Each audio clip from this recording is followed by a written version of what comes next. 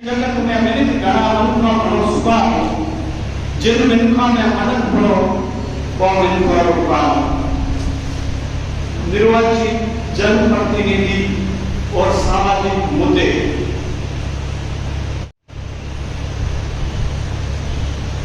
मैं क्योंकि सामाजिक एकता के बिना निर्वाचित जनप्रतिनिधि या आर्थिक ये सारी बातें नगण्य हैं। जब सामाजिक चेतना आएगी तब हम राजनीति की ओर अग्रसर होंगे। आज के इस जातिवाद के दौर में हम सभी लोग अपनी अपनी सामाजिक बात को रखते हैं। राजनीतिक दलों में हम लोग भागीदार बनते हैं और वहां पर हमें बाबा साहब के द्वारा किए गए संविधान के तहत नौकरियां भी मिलती हैं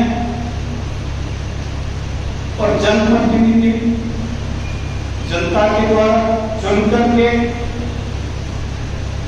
हम अपनी कौम का और इस देश के आम जन के भले के लिए उन पदों पर बैठते हैं। बातें दो हैं। एक वर्ग ऐसा है जो अपनी समाज की ताकत और समाज के लिए लड़ करके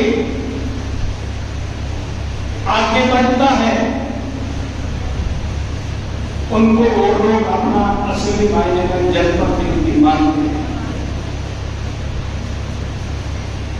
वो चाहे कितना भी पूर्ण बोले, किसी वर्ग के खिलाफ बोले, चाहे संविधान के जो शपथ ली है उसके विपरीत बोले, लेकिन उस समाज में उसकी वाहवाही होती है।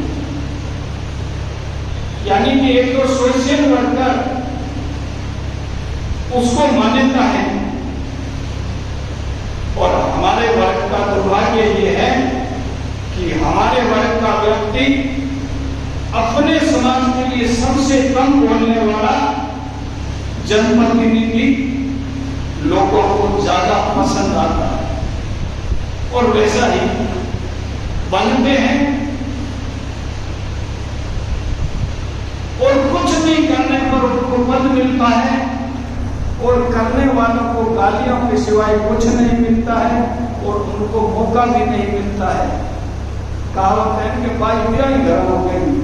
कुछ लोग ऐसे जो सामाजिक मुद्दे को लेकर के, राजनीति के मुद्दे को लेकर के, समाज में होने वाले जुल्म उसको जगाने के लेकर के आगे आते हैं। उन लोगों को ये पिछड़ा समाज वो भी पसंद नहीं करता है, अब दूसरे तो क्यों करेंगे। जब ये जो हमारे ऊपर जुल्म होते हैं और संविधान के तहत जो हमें प्रतिनिधित्व जो दिया गया है, उस प्रतिनिधित्व देने के पीछे, आरक्षण के पीछे ये बाबा साहेब और हमारे महापुरुष रहे उनकी मान्यता थी कि इन लोगों को प्रतिनिधित्व मिलेगा, चाहे सरकारी क्षेत्र में मिलेगा, चाहे राजनीतिक क्षेत्र में, और इस वर्ग की हिफाजत करेंगे। वो बाबा साहेब के जो अपना सब कुछ त्याग करने के बाद में जिस प्रकार से हम लोगों को इस लायक बना के गए हैं, संविधान दिया है, तो ये लायक बनने के बाद में कुछ न कुछ तो अपना खुद का करने के बाद में अपने समाज का करेंगे। लेकिन हुआ उल्टा। हमारे लोग चापलूसी करने में पालतू कितर की तरह बड़ी आवाज देकर के समाज के बीच में जाकर के इकट्ठा करके खुद भी उस पद पे जाते हैं, कहते हैं कि हम जाति के हैं तुम्हारी। और एक हमारे लिए ये भी भ्रम है अपनी समाज को। मैं समझता हूं सबसे ज्यादा टूटने वाली हमारी वो सोच है नहीं, वो है खाली समाज का होने से हम लोगों का भला होता गया होगा। कभी बातें करते हैं कि एक जनरल सीट पे हमें टिकट दे दी जाए। अरे भाई 58 या 60 के आसपास अनुसूचित जाति और जनजाति के लोग, जिसका SC/ST में से 1/3 लोग ओनली मेघवाल समाज के निर्वाचित होके आते हैं, तो करीब 20 के आसपास मेघवाल समाज के शुद्ध रूप से विधायक भी राजस्थान में बनते हैं। लेकिन एक और हाथ जाएगा तो 21 होने से भला क्या हमारा भला होने वाला। कहा कि थोड़ा जो मीठो, थोड़ा हो लेकिन होना मीठा चाहिए।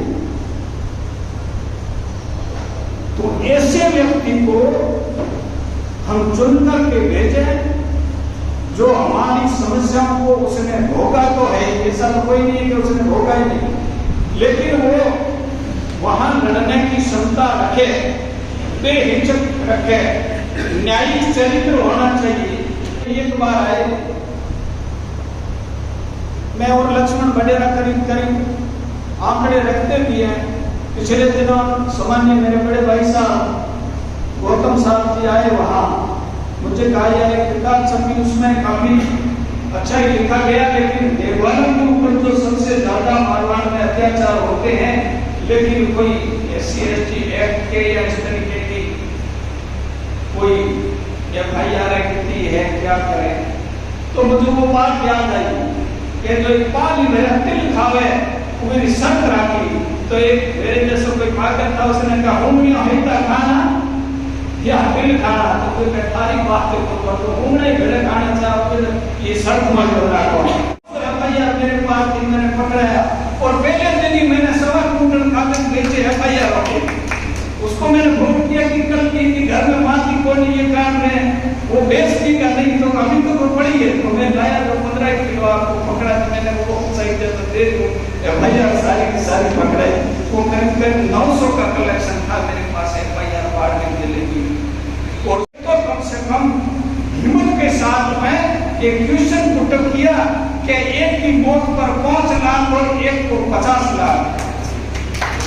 ये अगर सत्ता में रहते हुए कोई आदमी करता है, क्योंकि अफवाह तो इतनी मोटी बात करके लोगों ने तो न जाने क्या कह दिया। और पाना चंद जी ने भी कम से कम इस्तीफा लिखा, ये भी मैं उनकी बात का स्वागत करता हूँ। और ऐसे लोगों का मनोबल बढ़ाना चाहिए। अब कुछ हमारे ऐसे हैं, और जो लोग हमारे समाज के जनप्रतिनिधि आए और बस, और पूरे संभाग में जो हमारे पुलिस बिरादरी और दूसरे प्रशासनिक बिरादरी के लोग सारे SC/ST के, उनको जिम्मेवारी दी। तो उन लोगों ने मुझे क्या कहा, नहीं कहा, ये मैं सार्वजनिक नहीं कहना चाहता हूं, लेकिन जो मैंने देखा और हमारे जनप्रतिनिधि आकर के जैसे करके बस ये मामला निपटा करके इस परिवार को न्याय मिले, वो उनका उद्देश्य नहीं था। ये शांतिपूर्ण इसको दमना दे घटना खाता तो न्याय जो हो जाए, बस ये उनका उद्देश्य था। तो हमारी कौन से थे और जनप्रतिनिधि रहे हुए थे, और मैं उनको अच्छी तरह जानता था। तो ऐसे राजनीति हमारे जो प्रतिनिधित्व है या समाज के लोग हैं, ऐसे लोगों से हमारा भला पिछले 75 साल में नहीं हुआ है।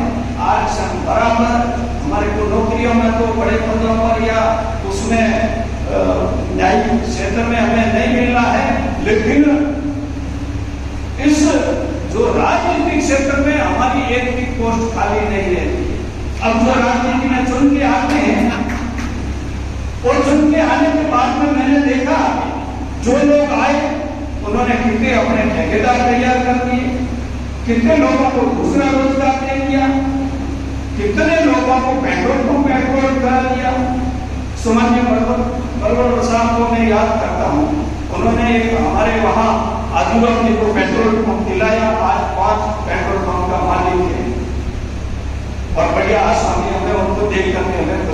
थे कि ये भरवड़ साहब का बनपाया हुआ व्यक्ति आज एक अच्छा सक्षम परिवार बना है। तो मेरे कहने का मतलब हमारे लोग तो जीतने के बाद में सिर्फ गुलामी करते हैं। हमारे समाज को कभी उन्होंने रस चखाया नहीं कि ये जो राजनीति है और ये कुर्सी है, ये सत्ता है, मीठी है या कड़वी है, इस चीज को चखाया तक नहीं। तो हम है जो यूं के ऊपर लिख दो कि हम इस देश के शासक हैं, तो मुझे एक महापुरुष की हमेशा, तो हमें ऐसे लोगों को तैयार करना होगा जो कम से कम हमारे उन लोगों में राजनीतिक सोच हो, उनका चरित्र है तो साफ सुथरा होना चाहिए। और समाज, बाबा साहब ने एक बात और कही कि जिस इस देश का हितों और मेरे हितों के बीच में टकराव होगा तब मैं उस देश के हित को मान्यता दूंगा। और जब मेरे इससे पिछड़े और शोषित वर्ग के हितों और इस देश के हितों के बीच में जब टकराव होगा तो मैं मेरे इसे शोषित और पिछड़े गरीबों के हितों को नहीं दूंगा। राजनीतिक प्रतिनिधित्व ऐसे लोगों को देना चाहिए जो बिल्कुल सामाजिक सोच रखता हो, संविधान सर्वोपरि मानता हो, उसमें न्यायिक चरित्र हो उसका और दबंग हो। उसके दिमाग में ये रहना चाहिए कि मौत बिल्कुल आएगी और भले मैं कुछ भी करूं, चाहे कहीं भी पूजा पाठ करूं, चाहे कुछ भी करूं, मौत तो आनी है और निश्चित है। उसके दिमाग में ये और एक बार ही आएगी और कहीं भी आएगी। हम और आप यहां से निकलते हैं तब गाड़ी के अंदर बैठते हैं, मैं जब नीचे पैर रखता हूं तब मानता हूं कि मैं जिंदा आया। कोई गाड़ी की नहीं है जिंदगी की, अपन तो लंबे लंबे सपने देखते हैं करोड़ों रुपए कर लिए। इसलिए मैं सामाजिक, मैंने दो ही बातें कर ली है, राजनीतिक दोनों ये बातें हैं कि अगर समाज का भला करना चाहते हैं तो अपने अंदर के दुश्मनों को पहचानो। और मैं इतना ही बात कहना चाहता हूं, जैसे सामान्य अभी लिखे के प्रतिनिधित्व जी ने बताया, बिल्कुल हमें करना चाहिए, लेकिन ये आप जैसे लोग, लेकिन कुछ लोग सीधी लड़ाई लड़ने वाले होने चाहिए। देश में शिवसेना बन गई, विश्व हिंदू परिषद बन गई और भी बजरंग दल बन गया, कहीं जिनकारी नहीं उछली और ये भीम आदमी क्या बन गई, देश में हाहाकार मच गया। देश हम लोगों को ऐसे लोगों की पहचान करनी चाहिए। और जो लोग बाबा साहब की मूर्तियां तोड़ते हैं, जो संविधान को बदलने की बात करते हैं, जो हमें घोड़े चलने नहीं देते हैं, जो आरक्षण का विरोध करते हैं, जो एट्रोसिटी एक्ट का विरोध करते हैं और उसके साथ साथ मटकी और मूछ भी हमारे को लोग मारते हैं, भैया धर्मी लोग उधर आप तो जीते भी करें, कोई को ठीक करे।